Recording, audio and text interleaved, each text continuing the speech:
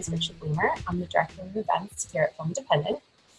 Before we get started, I need to give a special mention to our incredible lead sponsor, the Hollywood Foreign Press Association, and our virtual screening partner, Vision Media. Now to the main event, I'd like to introduce you to our guest, film director, writer, producer, and actor. His critically acclaimed feature debut, Southside With You, premiered at Sundance Film Festival, received several accolades, including Gotham Award nomination for Breakthrough Director. We're here to discuss his latest project, Chemical Hearts. Please welcome Richard Tanne. Thank you so much. Hello. Thank you. Trying to make it real. It's fine. I'm here. Yeah, hi. So to jump right in, tell us about the genesis of Chemical Hearts. How did this project find you? Well, it found me through Lily Reinhardt. She had read the book and wanted to play the character of Grace, wanted to see it mounted as a movie, and had seen my first film and thought I might respond to the material.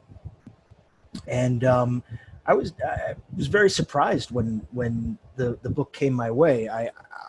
I'd never heard of the book. I knew of Lily from a little movie she did, an underrated movie called Miss Stevens, and I was aware of her from Riverdale. I had seen a little piece of the pilot when it first came out, and I always thought she was very talented. Really respected her ability.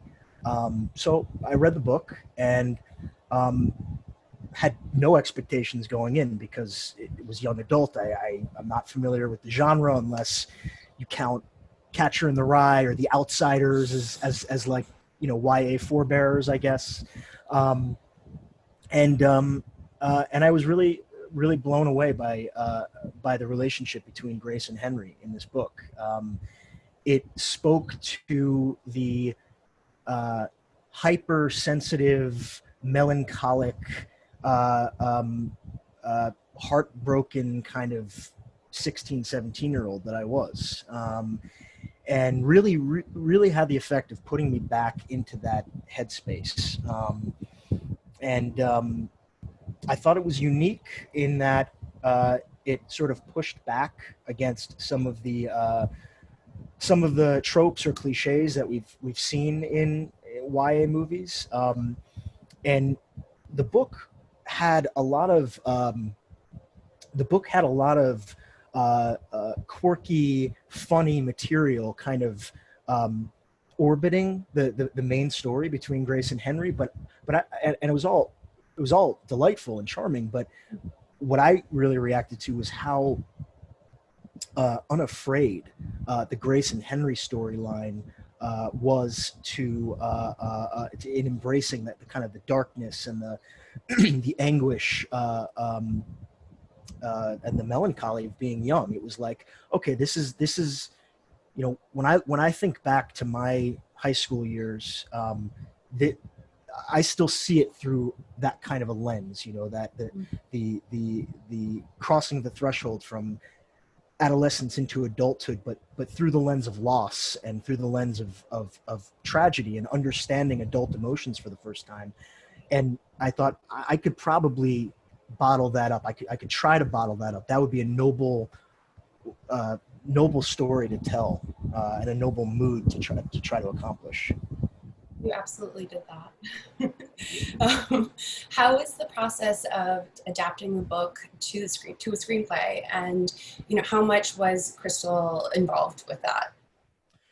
Well, Crystal wasn't involved at all because she had no idea I was even adapting the book. Oh. I met with Lily. There was some talk of doing the project, but we didn't have the rights to it. I just had a vision for it. Talked to her about what I wanted to do. She was totally on board, and I was so inspired by the characters and by Lily's passion for it that I just started writing it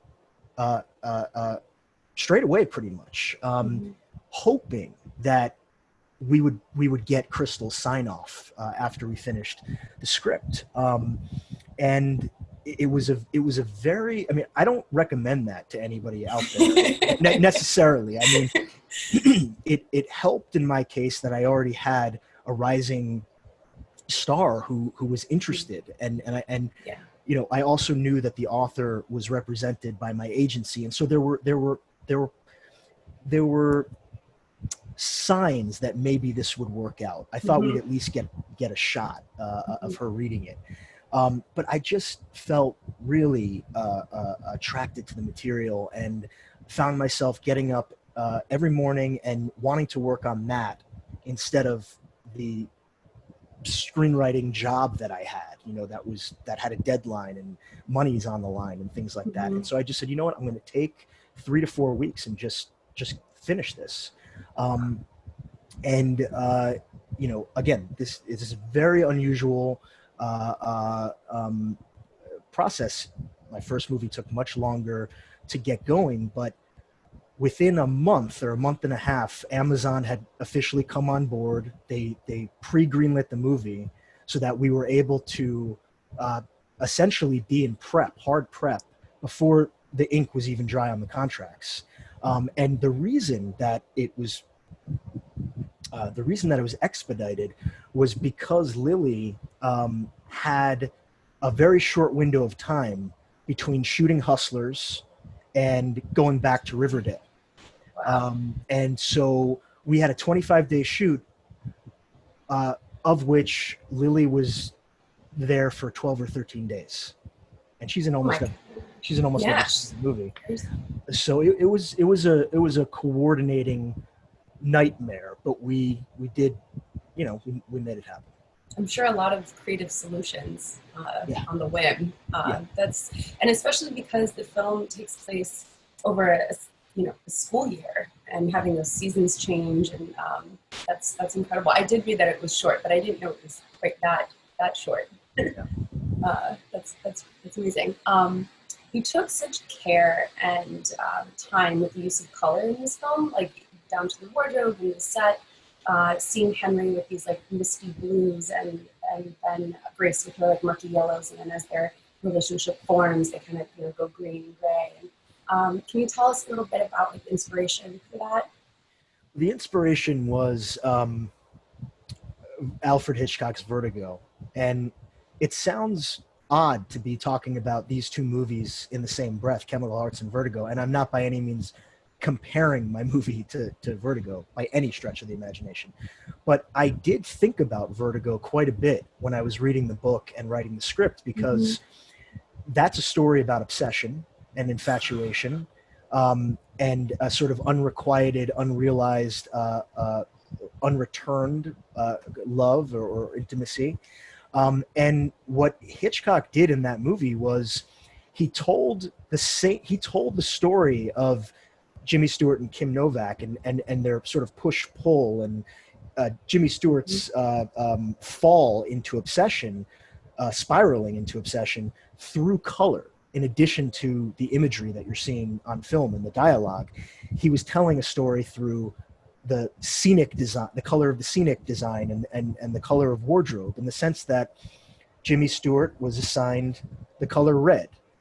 Kim Novak was assigned the color green. At first glance of Kim Novak, Jimmy Stewart's world turns green. And as they come closer and closer together, the gap closes and they sort of take on each other's colors. And it's not anything groundbreaking. It's been done many times in many movies over. But I thought, okay, let's for anyone that's paying attention, it'll just be a nice additional layer to what we're doing. Yeah, I definitely caught it. It was and just like the tones and in general, it really just felt so fitting with the storyline. So Lily and Austin had such chemistry on screen. Was that something that you generated, or how it just felt so natural?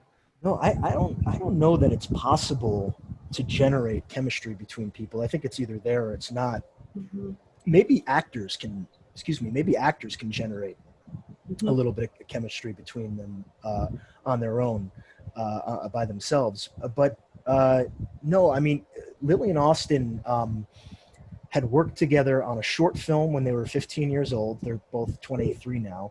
And they had worked together on a movie called Kings of Summer.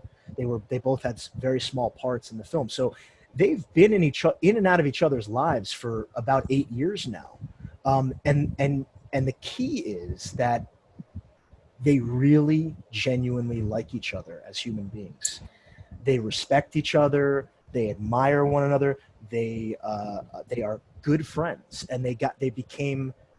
I mean, they weren't. I wouldn't say they were good friends before the shoot, but they were friendly, and now they are deep friends. They are genuine friends, and I can't tell you how lucky a director is when something like that happens. When you have two leads that are working towards the same ends, that are there to support each other. It was really it made the set a very pleasurable place to be. How was it telling the story of fictional characters like Grace and Henry versus, with your last film, actual based in reality characters like Barack and Michelle? Were you able to take more risks? That's an interesting question. I mean, I never really delineated in my mind because I felt like even though Southside wasn't based on underlying material, it was an original screenplay. I did read so much about them in their younger years. I mean, everything that was available, I had consumed by that point in time of writing the script. And so I felt like I had certain contours to stick to and signposts with them. And I felt that I did with Grace and Henry too, because it was based off of these pre-existing characters. I can say, like a script I just finished, for example, not based on anything, not inspired by anything. It's just a from scratch idea. The characters are brand new, and that's very difficult. I think I've been very lucky to have two unknowing collaborators when writing the first two movies, because the first one, it was the Obamas themselves. They had no idea I was writing this thing about them, but their lives provided the material. Right. So thank you to them. And in the second case, it was Crystal Sutherland and her creation. Yeah. And in both cases, I had these really strong bones to build off of. Yeah, I mean, you take on so much. You write, you direct, and you produce. You have a history of this. Is this something that is a necessity, or it's something that you enjoy, or both? Yeah, it's a question I should think about, because take time to think about, because it has felt like a necessity these last two times. And I think that necessity comes from being a control freak and really wanting, really wanting to be the. I mean, when you're directing, you really are the last stop. But when you're writing and you're producing it, and I don't just mean getting a producer credit. I mean, you're the day-to-day person along with whoever is producing with you. It's hard to argue with that person, and I'm trying to avoid arguments. I'm very much trying to be collaborative and keep an open mind, and I think I do a good job of that. But it just, I like to be involved in every aspect, and for better or for worse. But if somebody on set has a complaint about something, I'm talking about a grip. I'm talking about the craft service person. For some reason, when it's my movie and it's something I care about and the buck stops with me, I want to know every little aspect of what's going on, and I want the set to be operating the way that I think it should be. So those are the pros, and I think generally speaking, if you are doing all three of those things, it works out in your favor, at least in so much as you get to make the movie you want to make. Right. However, if you're also producing, you do have to take some of the bullets that get fired at the production, you know, and whether it's from the studio, whether it's from people within the production, you know, you are exposed to things that you might not be exposed to if you had a producer who was just blocking for you most of the time, being your political person and keeping you at arm's length from those things. But so in weighing these two, you know, these two things, it's like I kind of want to see what it's like to have that person. That's a barrier between me and the powers that be. To know what it would be like to just be completely liberated from the political, financial exposure. However, it has to be someone that I can trust to really do that. So we'll see. In time. That's I mean, that's quite a balancing act that you've been able to do. So congratulations. It's rare. It's rare, and then it's not rare in independent film where sometimes you just don't have that choice. But since we do have a lot of film independent members watching who are in this industry, I'd love for you to talk about your background, how you got here today. So, you know, share your inspiration with them. Yeah. Well, first of all, I have to just thank Film Independent for inviting me, and also for to Maria Bozzo and Luai, who have invited me to teach abroad and here in Los Angeles. I've had some amazing experiences with Film Independent. So I know Film Independent from an educational standpoint, and I also know them just having, you know, been an aspiring filmmaker myself and following the Los Angeles Film Festival and reading all of the content that Film Independent puts out. So it's really cool to be here. But the background is that, I mean, in a nutshell, I knew I wanted to make movies from the time that I was 6 years old. And basically how it got into my system was I was a really misbehaved kid in nursery school and kindergarten. In retrospect, it was creative energy and not knowing how to channel that. But at the time, my mom and my kindergarten teacher really didn't know what to do. Well, my mom knew that movies, you know, movies were the only thing that would get me to kind of calm down and shut up for a couple hours. So they devised this reward system where if I had a good day, if I was behaving at school, I'd get a star sticker. And if I collected 5 of those in a week, the reward was that my dad would take me to go see a movie. So quickly I started, and again, this is all in retrospect, but I started associating movies and film with reward and with goals and just in general, like some of the best times when I was young, going with my dad to the movies. And I remember seeing Edward Scissorhands with him. I think it was in 1990. And I said to him, how come this movie looks like Batman? And he said, because it's the same director. We had seen Batman the year before. And so that was the first time that I connected. Well, actually, it was the first time that I really got a sense that movies were this thing that you make. It wasn't just something that, you know, is magically conjured. And that was it from that point forward. So in high school, I got very serious. In middle school and high school, I got very serious about writing. I started writing short stories and short plays and submitting them to competitions. And I eventually went to film school, first for a year at SUNY Purchase in New York, which is a very rigorous conservatory that was amazing to be at. But what really got me out to LA and working to break into the industry, so to speak, was that the summer going into my sophomore year of high school, my best friend and I, who I also wrote with from time to time, we had gotten internships with Eli Roth's production company.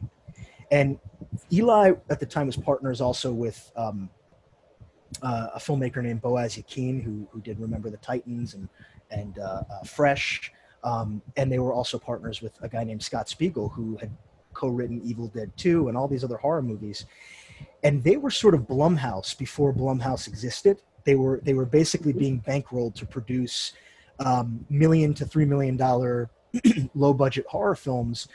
They got one or two off the ground, and I was there for the summer when they were shooting one of them, and I assisted them and really got a sense of what a professional film set was like. And my friend and I had written a script, and we gave it to them at the end of the summer, to Boaz and Eli, and said, just take a look if you get a chance, thank you so much for a great summer. And much to our shock and amazement, they read the script about 4 or 5 months later and asked us if we wanted to write they said, this isn't a good script, but you guys wrote the characters really well. Would you want to give this a shot? We said, sure. Amazing. So, yeah, barely made any money. Excuse me for a second. Yeah.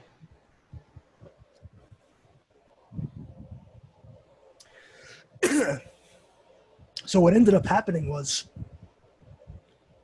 we got something in my throat. Excuse me one second. Nice. Yeah. Okay. What ended up happening was, instead of just staying at school, I was in New York and my friend was in Vermont. We decided that this was our big break, and we were gonna leave school, drop out of school, move to Los Angeles, and make it big as screenwriters, and then eventually filmmakers. And it didn't happen that way, of course. We got out here, and the script we wrote didn't get set up, and for the next 6 to 7 years, that was the slog. That was the real hard knocks, slow and steady rise to be able to get in and work professionally. Just writing script after script, going from manager to manager, people who would be willing to take me on and get my work out there. And you're on the grind. You take meetings, you're pitching stuff. I'm making short films on the side, and eventually I wrote a couple of scripts that just helped me get through. And one of them was South Side with You, which I was ultimately able to make. Yeah. Thank you for sharing that. Yeah. We have a few more minutes before I have to turn it over to the audience, and I have so many questions. Let's see. I want to go back to the film. As much as this is a romance story, it's also a story about finding inspiration. And you being an artist yourself, where are you finding your inspiration these days, especially during the quarantine? I don't know. I don't know where I find inspiration. I mean, I guess from the things that I read and observe and watch. Over quarantine, I've actually been. Well, it's embarrassing to admit this, but I really don't keep up with like new movies and new TV shows. I mean, I haven't watched Game of Thrones, which I'm already behind on. It's like.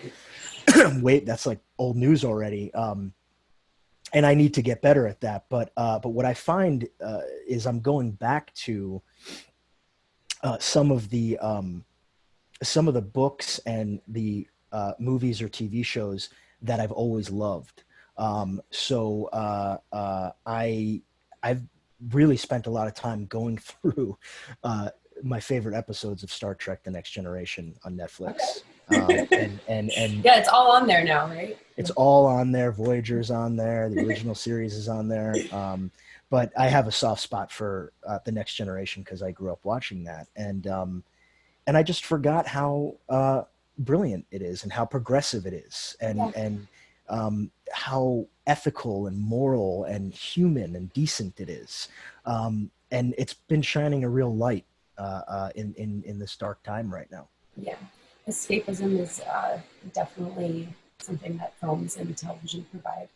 And I found that with your film especially, it definitely took me back to high school and just that adolescent, formable years of heartbreak and dealing, like you said, becoming an adult with those sort of themes of death and healing and just the confusion of all of that. So yeah, I think this film came out at a perfect time for a lot of us. And it's compared to that, because it's more of in a modern day setting compared to when you and I imagine, go to high school.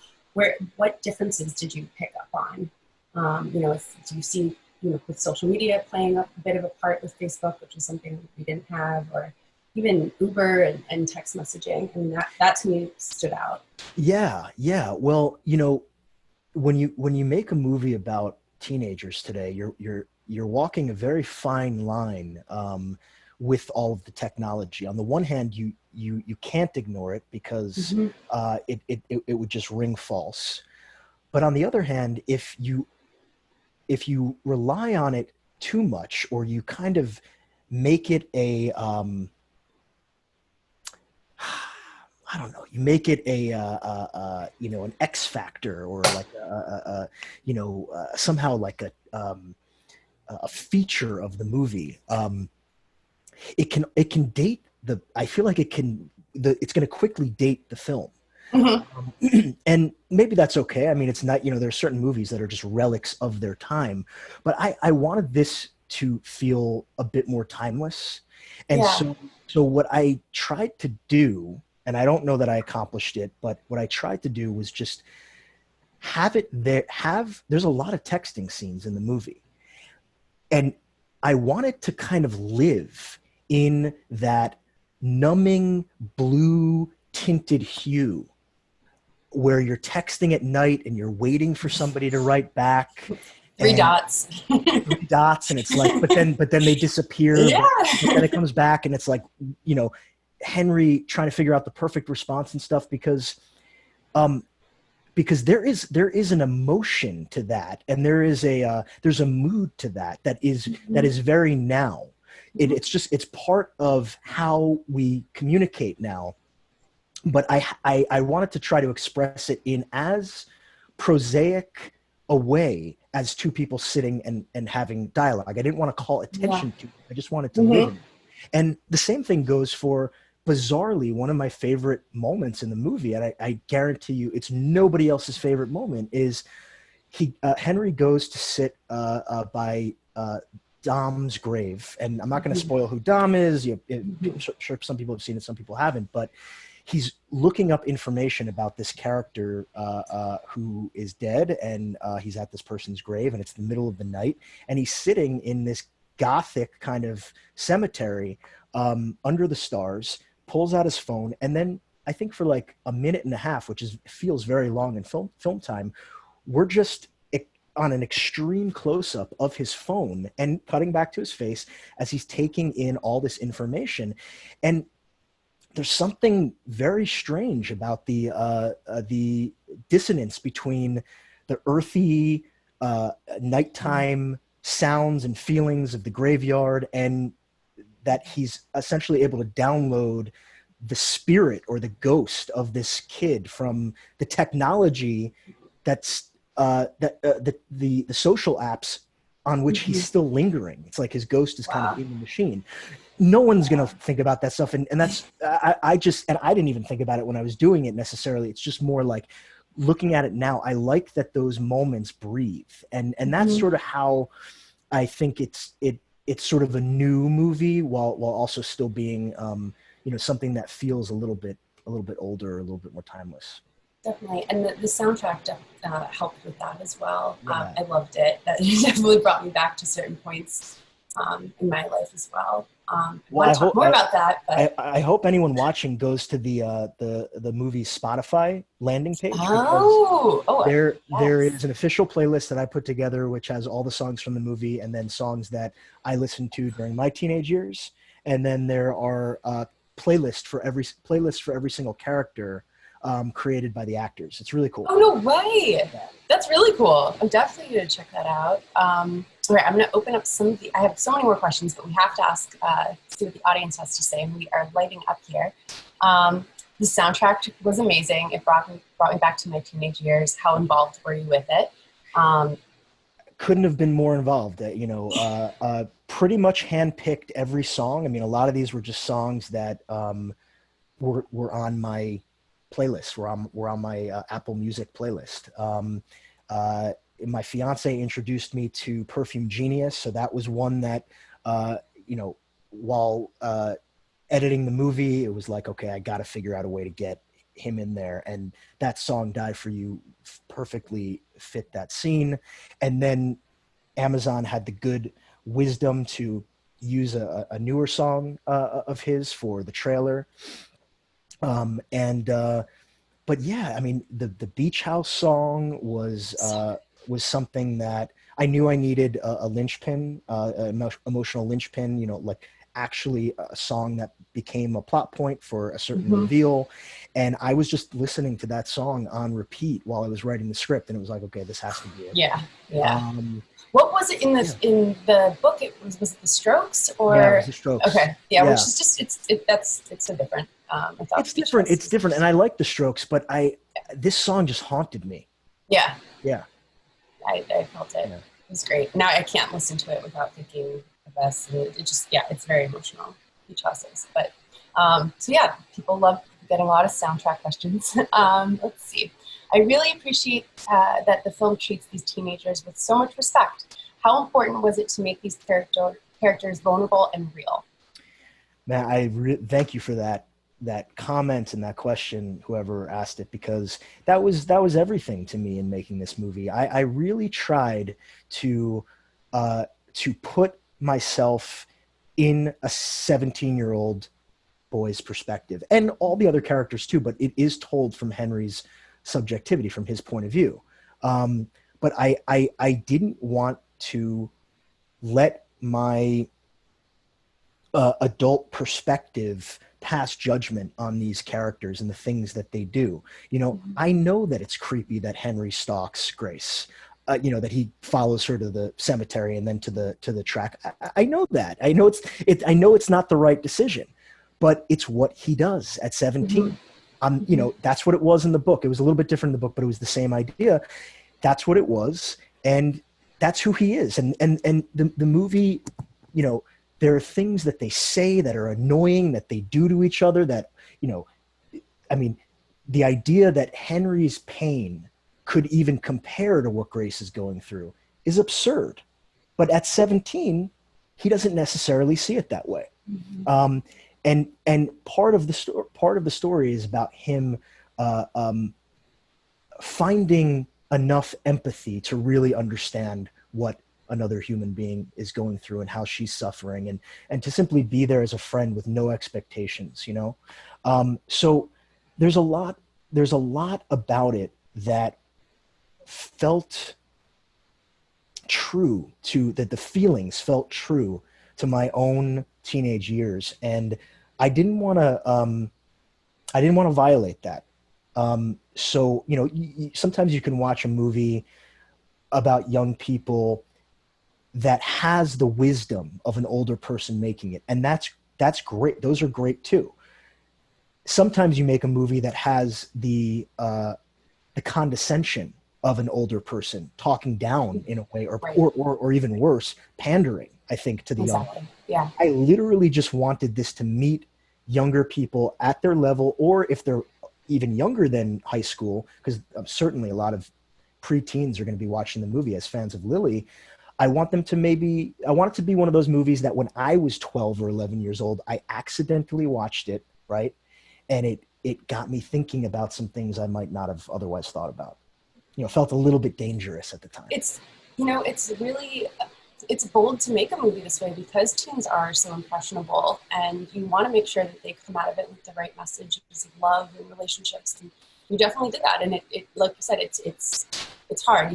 We're so, especially with those younger years, so much of what you compare relationships to at those times is based on what you see in movies. Right. So, well done. Well, and I think if they had, I don't want to spoil things, but if they had ended up together, there it is. That's the end of it. They do not end up. They don't end up together. Maybe that'll inspire people who haven't seen it to actually watch it. Right. I know it would for me. They don't end up together, and it's not a happy ending. Henry doesn't save Grace. Grace saves herself. Yep. that's the reality of the story. And I didn't want to violate that. If those things had happened, then you could definitely make the case that this is problematic for the younger viewers. But I don't think this is a love story. For me, I feel like I made a movie about failure, the failure of a relationship. Now it evolves into a different kind of relationship that they'll both be able to look back on probably and find meaningful in its own way. But this is an anti-love story in the sense that neither one of them is actually in love with the other person. They just seem to need each other at that moment in time for different reasons. And so I think in that sense, it's presenting a toxic relationship to the audience, but it's by no means suggesting that this is the way love stories should happen in real life. Right. It's more honest. Yeah. Okay, so many, a lot of praise here. Richard, live long and prosper from Alva. Thanks for the brilliant Q&A. Wow, thank you. Let's see what else. Did your love, oh, okay, yep. Did your love of writing influence the character's love? Did your love of writing influence the character's love of writing? Yes. How much, did you see yourself in Henry? Oh my God, absolutely. Now, I have to say that they were both writers in Crystal's book. So that all credit goes to Crystal for developing them that way. But that's one of the reasons that I was so drawn to it, because I was the editor-in-chief of my high school paper, my senior year. And I feel like I had a much easier time writing than I did talking. I think I probably still do.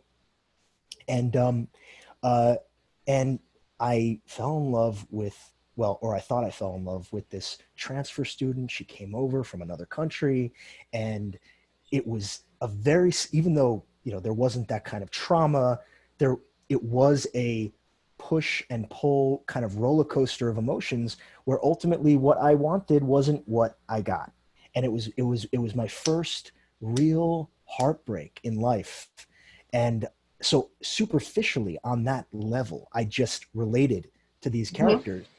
But I also did experience a form of tragedy when I was in high school, and it shaped my consciousness to the degree that, and there's a great piece, or I shouldn't say it's great because I wrote it. There's a piece I'm very proud of that I wrote, an article on talkhouse.com. If you go to it, that literally draws an umbilical cord between the first short film that I made in high school and Chemical Hearts. And the film that I made was an attempt to, the 6-minute short film, senior year of high school, was an attempt to understand my feelings about a boy that I knew who committed suicide. And it goes much more in depth, but so much of that has stayed with me and has been woven into Chemical Hearts. There was something else I was going to say, but I forget. So no, because Henry does, not to do more spoilers, but mention that the suicide and the Hustler magazine. Yeah. No, that's crazy. You had that parallel. Well, that's part of the anecdote, because I ended up making that short film, screening it for another boy that I knew in TV production class, and we had a very kind of standard everyday conversation about it. And 3 months later, he killed himself as well. And so, and that was somebody that I actually knew and was friendly with. So those incidences are part of the reason why I look at the teenage years in these kind of blues, these with the sort of moody, angsty, gloomy veil. And and it's aggressive in the movie. That's the tone. But I know other people felt like that when they were young. And I've been reading messages from people who watched it and social media reactions. And young people are saying such great, the thing that means the most to me is seeing this movie makes me feel like I'm not alone. Like, holy shit, That's so special. Yeah. And especially now too, as kids are trying to go back to school and not having that interaction. So to give them that gift right now, when a lot of people are feeling alone, Yeah. they're, on Zoom high school. Right. Um, Right. it's something we said. We're out of time, but there's so many questions here. I want to keep going. Let's just have one last one about what's next for you. What are you working on now? I have just finished a couple of different scripts during quarantine. Uh, Both of them are sort of supernatural and are kind of genre pieces. One of them is kind of a bigger budget studio type of thing. That's a real 180. It's like a real popcorn movie from the two I've done. The other one is also a bigger film and also has some genre elements to it, but it's much more in line. It's got a little bit of romance. It has some socio-political undertones. So we'll see whichever one, whichever one makes it to the start line first, I guess. But everything's a bit on hold because of the world right now. Well, you are part of the Film Independent family, so please keep us posted with what you're doing. And thank you, everyone, for tuning in, and thank you, Richard, for this conversation. This is a lot of fun. If you have not checked out Chemical Hearts, it is on Amazon right now. And yeah, thank you, everyone. Thank you, Richard. We'll talk, Thanks, Rachel. talk again soon. Yeah, Bye. thank you so much. Bye.